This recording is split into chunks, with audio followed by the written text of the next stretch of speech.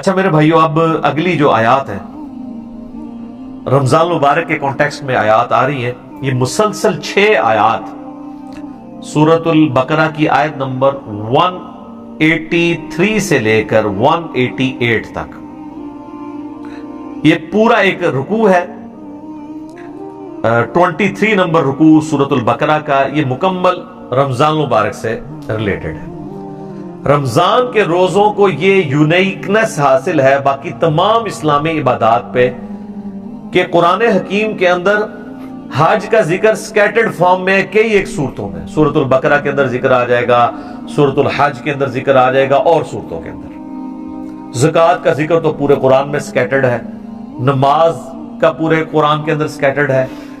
نماز کا طریقہ اور احکام و مسائل بہت کم ڈسکس ہوئے ہیں، لیکن رمضان کے روزے ایک ایسی عبادت ہے کہ جو ایک ہی جگہ پہ قرآن میں آئی ہے اور کہیں اور نہیں آئی ہے، اور اس کے آلموسٹ جتنے موٹے موٹے مسائل ہیں وہ سب کے سب اللہ تعالیٰ نے اس میں کور کر دی ہیں۔ یہ رمضان مبارک کو باقی ساری عبادات کے اوپر فضیلت حاصل ہے۔ یہ 6 آیات رکوع نمبر 23 سورۃ البقرہ آیت نمبر 183 سے لے کر 188 تک۔ یا ایھا الذین آمنوا کتب علیکم الصیام، اے اہل ایمان تم پر روزے فرض کر دیے گئے ہیں، کما کتب علی الذین من قبلکم لعلکم تتقون، جیسا کہ تم سے اگلی امتیں جو گزر چکی ہیں، جو تم سے پہلے گزر چکی ہیں، ان پر فرض کیے گئے تھے تاکہ تم تقوی کی روش اختیار کر سکو۔ رمضان شریف کی آلموسٹ آمد ہے 1441 ہجری میں، اور یہ اللہ کی طرف سے کرامت ہوئی ہے کہ شعبان کے آخری عشرے میں ہماری یہ آیات الحمدللہ رمضان مبارک سے ریلیٹڈ آئی ہیں۔ رمضان مبارک کے جتنے بھی احکامات ہیں کتاب و سنت کی روشنی میں نے بڑی ڈیٹیل کے ساتھ ان کے اوپر ایک لیکچر ریکارڈ کروا دیا ہے، جو کہ آلموسٹ 5 نشستوں میں ہے۔ مسئلہ number 53A B C D اور E، اور ہر نشست آلموسٹ 1.5 گھنٹے کی ہے، جس میں رمضان شریف سے ریلیٹڈ ہر چیز کور کی گئی ہے جو کوئی پوچھ سکتا ہے۔ وہ کلپس بھی میں نے بھائیوں کو بتا دیا ہے، وہ وقتاً فوقتاً رمضان شریف کے پہلے عشرے میں ہی آلموسٹ سارے کے سارے کور کر لیں گے ہم۔ سورۃ البقرہ کا یہ رکوع بھی اس میں کور ہوگا، اس کے بعد بخاری مسلم کی روشنی میں 17 صحیح الاسناد احادیث، اور جو سحری کے افطاری کے احکام و مسائل ہیں، اسی طریقے سے عورتوں کے روزے کی رخصت کیا ہے، مسافر کے روزے کی رخصت کیا ہے، قضاء کا اور کفارے کا کیا معاملہ ہے، مریض سے ریلیٹڈ کیا چیزیں ہیں، ٹیکہ لگانے سے روزہ ٹوٹتا ہے نہیں ٹوٹتا، جتنے بھی جدید اور قدیم فقہی احکام و مسائل ہیں آلموسٹ 40 کے قریب ہیں جو اس میں ہم نے کور کیے ہیں۔ ایک ایک حدیث کا انٹرنیشنل نمبر اس میں بتایا ہے، تو وہ انشاءاللہ ہمارے یوٹیوب چینل کے اوپر تو آلریڈی اپلوڈڈ ہے، دوسرے جو ہمارے ان آفیشیل یوٹیوب چینلز ہیں ان کے اوپر سے خصوصاً مسلم اونلی سے وہ انشاءاللہ اپلوڈ ہوں گے، اور ہمارے فیس بک جو ہے انجینئر محمد علی مرزا، اس کے اوپر یہ انشاءاللہ تعالی ساتھ ساتھ اپلوڈ ہوں گے۔ آپ کو واٹس ایپ گروپس میں بھی انشاءاللہ تعالی وہ کلپس آنا شروع ہو جائیں گے انشاءاللہ تعالی۔ حصول برکت کے لیے میں 2-3 حدیثیں بیان کر دیتا ہوں۔ بخاری اور مسلم دونوں کی حدیث ہے کہ نبی صلی اللہ علیہ وآلہ وسلم نے فرمایا، جب رمضان کا مہینہ آتا ہے تو اللہ تعالیٰ جنت کے دروازوں کو کھول دیتا ہے اور جہنم کے دروازوں کو بند کر دیتا ہے، اور سرکش شیاطین کو قید کر دیتا ہے۔ تمام شیاطین نہیں، سرکش شیاطین۔ ایک اور حدیث ہے، نبی اسلام نے فرمایا، یہ بھی حدیث بخاری اور مسلم دونوں میں ہے، کہ رمضان مبارک میں اللہ تعالیٰ نیکیوں کا ثواب آلموسٹ 10 گنا سے 700 گنا تک بڑھا دیتا ہے، اور اللہ تعالیٰ فرماتا ہے کہ روزہ خاص میرے لیے ہے اور میں ہی اس کی جزا دوں گا۔ اور ایک ترجمہ یہ بنتا ہے، روزہ خاص میرے لیے ہے اور میں ہی اس کی جزا ہوں، کیونکہ روزہ وہ عبادت ہے جو جب تک کوئی شخص ایکسپوز نہ کرے نا، آپ کسی کو جج نہیں کر سکتے۔ نماز تو فزیکلی پڑھتا ہوا نظر آ جائے گا، تو روزہ ایک ایسی عبادت ہے جو خاص میرے لیے ہے اور میں ہی اس کی جزا دوں گا۔ بخاری مسلم میں ایک حدیث یہ بھی موجود ہے، نبی اسلام نے فرمایا کہ ایک جنت کا دروازہ جس کا نام ہے الریان، وہ خاص ان لوگوں کے لیے ہے جو رمضان مبارک کے روزے رکھنے والے ہیں کہ وہ اس دروازے سے داخل ہوں گے۔ پھر بخاری اور مسلم کی ایک اور حدیث ہے، نبی اسلام نے فرمایا جس نے ایمان اور احتساب کے ساتھ رمضان مبارک کے روزے رکھے، ایمان اور احتساب یعنی ایمان کے ساتھ اور احتساب ہے اصلاح نفس کی کوشش پلس ثواب کی نیت خالصتاً اللہ کے لیے، تو اللہ تعالیٰ اس کے پچھلے سارے گناہ معاف فرما دے گا۔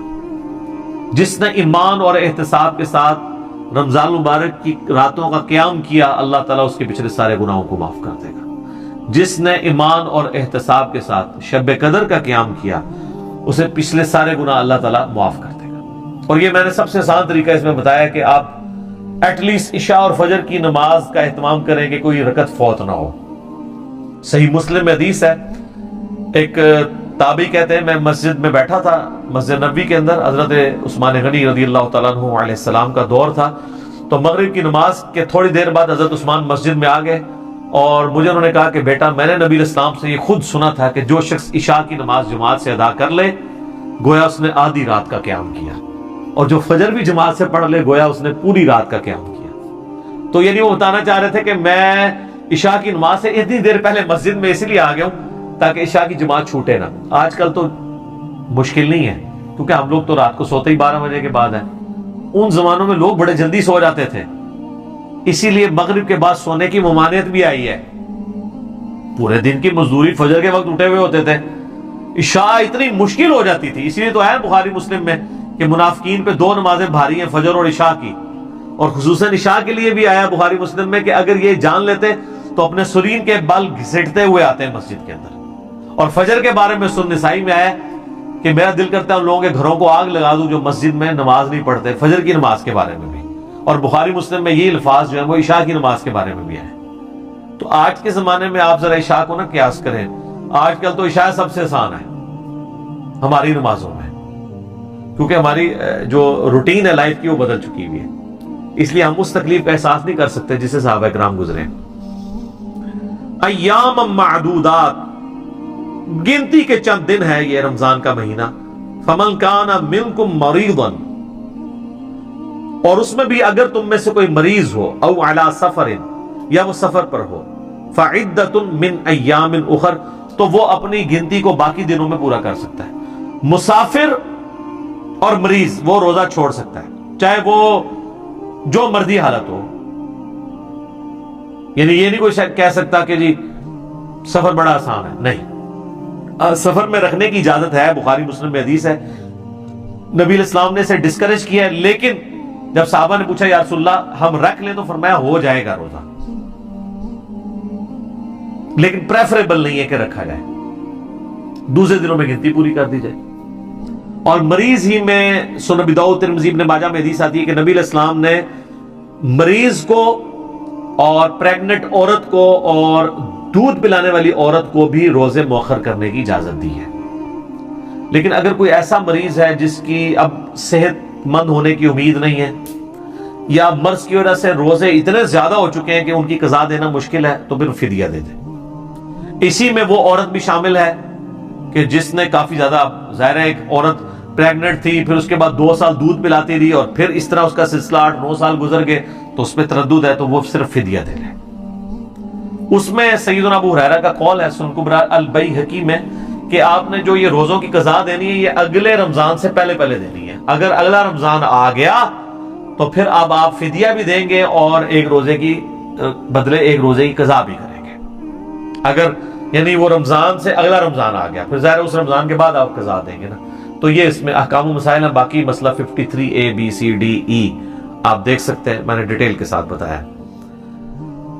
وَعَلَى الَّذِينَ يُطِيقُونَهُ فِدْيَةٌ طَعَامُ مِسْكِينٍ، اور وہ لوگ جو بڑی مشکل سے ہی ادا کر سکتے ہیں روزہ، بڑی مشکل سے وہ طاقت رکھتے ہیں، تو وہ فدیہ دے دیں مساکین کو۔ فَمَن تَطَوَّعَ خَيْرًا فَهُوَ خَيْرٌ لَهُ، اور جو کوئی خوشی سے زیادہ نیکی کمانا چاہے، یعنی بعد میں روزہ بھی رکھ لے، اگر فدیہ بھی دیا تھا بعد میں اس کی صحت ٹھیک ہوگی روزہ بھی رکھ لے، تو وہ اللہ تعالیٰ کی طرف سے اجازت ہے۔ وَأَن تَصُومُوا، اور دیکھو اگر تم روزہ رکھو تو خیر لکم، اسی میں زیادہ اللہ کے نزدیک تمہارے لیے بہتری ہے، ان کنتم تعلمون، اگر تم جانتے ہو۔ اچھا یہ جو آیت ہے نا اس کے بارے میں صحابہ کے دو موقف ہیں. صحیح بخاری میں دونوں موقف امام بخاری نے نقل کیے ہیں. ایک صحابہ کا گروہ یہ کہتا ہے یہ آیت منسوخ ہے. پہلے یہ اجازت تھی کہ ایک صحت مند بندہ بھی روزے کے بدلے فدیہ دے سکتا تھا, چاہے روزہ رکھ لے چاہے فدیہ. جبکہ عبداللہ بن عباس رضی اللہ تعالیٰ عنہ کہتے ہیں یہ آیت منسوخ نہیں ہے, بلکہ یہ آیت آج بھی باقی ہے ایسے لوگوں کے لیے جو ایسے مریض ہیں جو بڑی مشکل سے روزے پر قادر ہوتے ہیں کہ وہ فدیہ دے لیں. صحت مند بندے کے لیے اپلائی نہیں ہوتی, اس کے اعتبار سے تو منسوخ تصور کی جائے گی, لیکن یہ آج بھی اس کا حکم باقی ہے. پھر امام بخاری باقاعدہ لے کے ہیں کہ انس بن مالک آپ کو پتا ہے 110 سال کی عمر میں فوت ہوئے ہیں جی. 8 سال کی عمر میں حضور کے پاس آئے ہیں اور 10 سال آپ کو وضو کرواتے رہے ہیں. ان کی عمر 18 سال تھی تو نبی علیہ السلام دنیا سے چلے گئے. ہم صحابہ کے بارے میں سوچتے ہیں تو سمجھتے ہیں کچھ چٹی چٹی داڑھی والے ہوں گے. 18 سال حضور کی وفات کے وقت. ابن عباس کہتے ہیں میری عمر 13 سال تھی جب دنیا سے نبی علیہ السلام چلے گئے. اتنے بڑے فقی. عبداللہ بن عمر 22 سال کے تھے, حضور فوت ہو گئے. یہ آپ کو جتنا کچھ پتا چلتا ہے نا یہ نبی علیہ السلام کی مبارک زندگی کے بعد کے ان کے کارنامے ہیں. اس وقت تو بالکل وہ سمجھ لیں کہ نوجوان اور بچے ہی تھے.